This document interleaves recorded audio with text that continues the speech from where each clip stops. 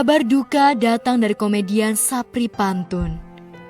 Komedian yang khas dengan banyolan masak air ini tutup usia setelah berjuang melawan sakit kronis komplikasi gula dan darah tinggi. Ia menghembuskan nafas terakhir kemarin sore di sebuah rumah sakit kawasan Tangerang Selatan. Kedukaan pun pekat dari keluarga Sapri. Sebelumnya, sang adik sempat membeberkan kondisi Sapri saat kritis di ruang ICU di sebuah rumah sakit kawasan Ciputat, Tangerang Selatan.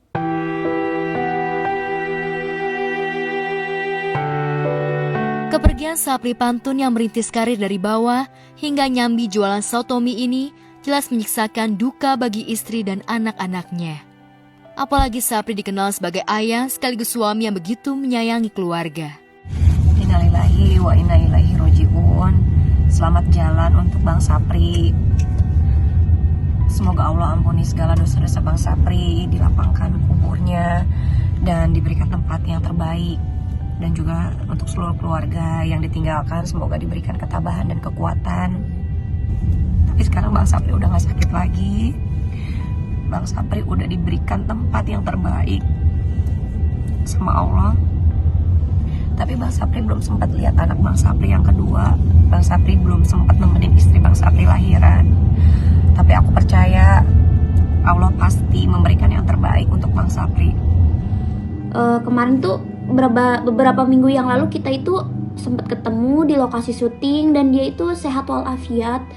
Kayak ya seperti biasa dia dengan bercandaannya dan selalu ceria gitu di mana-mana, makanya aku kayak nggak percaya dan aku tuh kayak kaget banget gitu loh. Semoga almarhum mendapatkan tempat yang layak di sisi Tuhan dan semoga semua amal ibadahnya diterima.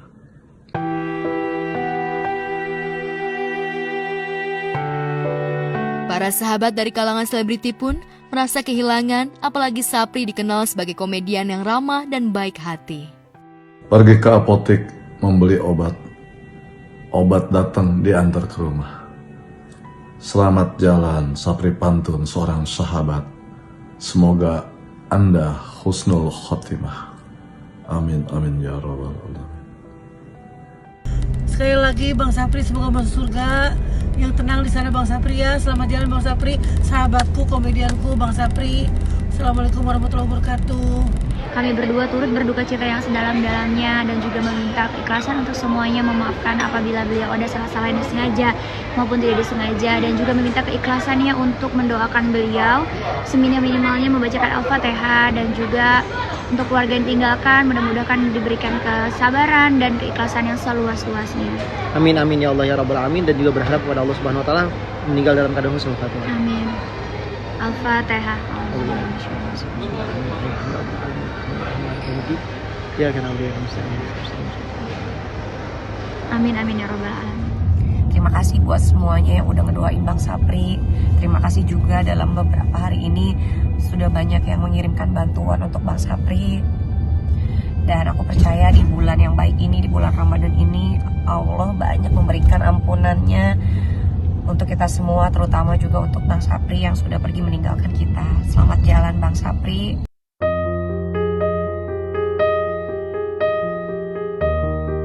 Di tempat berbeda, kedukaan juga tampak lekat dari keluarga Tasya Kamila.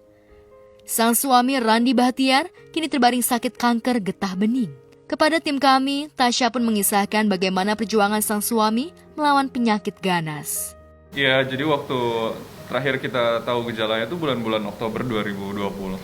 Sebenarnya sih kalau gejalanya tuh nggak ada yang berat atau nggak ada yang obvious banget ya. Waktu itu Randi dari tahun 2019 ya? Iya, 2019. Iya betul, 2019 tuh sempet training buat maraton. Nah terus tuh kalau malam dia suka ngerasa sesek gitu. Terus kebangun gitu, sampai harus duduk untuk kayak selama 30 menit untuk kayak ngambil nafas agak dalam.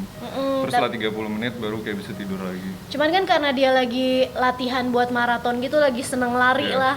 Kita nggak tahu kalau misalkan, maksudnya nggak kebayang gitu itu sesuatu yang berbahaya atau apa. Kita pikir karena lagi banyak latihan lari aja gitu kan. Terus selain itu paling pegel. Nah, pegel juga ya, semua orang juga sering kan pegel-pegel.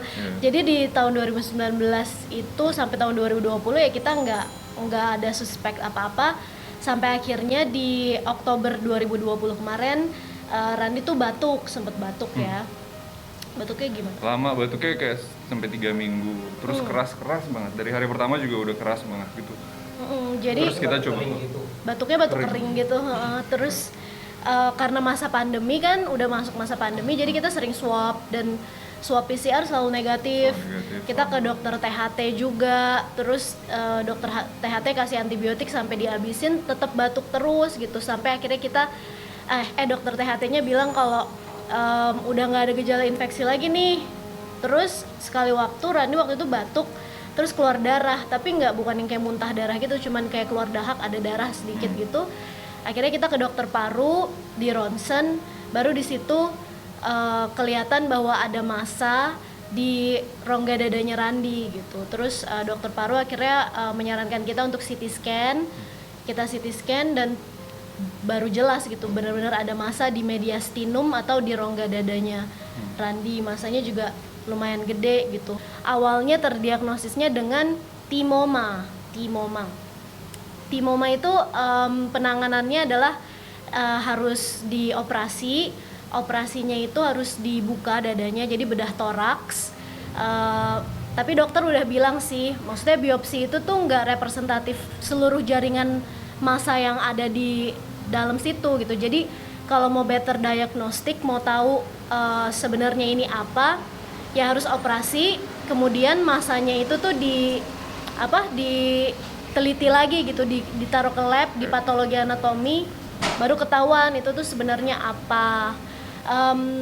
Kita butuh waktu juga sih waktu itu ya buat kayak memproses itu semua. Akhirnya sampai di Januari baru dilakukan operasi. Itu pun juga karena Randi udah mulai terganggu tuh, batuknya udah makin gatel lagi gitu kan, udah makin sesak. Terus pas kita CT scan ulang, masanya itu tuh udah membesar 1,5 kali lipat dari 2 bulan sebelumnya gitu. Jadi ya udah, emang the best way ya udah dioperasi. Setelah operasi baru masanya itu diteliti di lab, barulah ketahuan bahwa ternyata itu adalah kanker getah bening, jenisnya limfoma Hodgkin, dan kalau stadiumnya dari PET scan baru ketahuan stadiumnya stadium 2.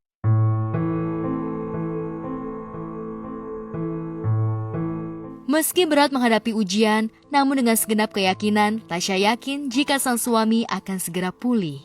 Randi udah melewati 4 kali kemoterapi yang dilakukan per 2 minggu sekali. Setelah 4 kali kemoterapi, dievaluasi lagi, di CT scan lagi gimana respon tubuhnya terhadap kemo tersebut. Alhamdulillah respon tubuhnya itu sangat baik gitu. Jadi tumornya itu ukurannya mengecil.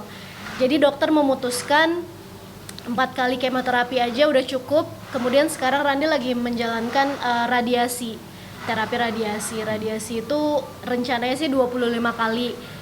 Sekarang dia baru, kamu berapa sekarang? Kayak 10 sekarang. Oke, sekarang baru yang ke-10. Nanti di radiasi ke-15 dievaluasi lagi gimana responnya.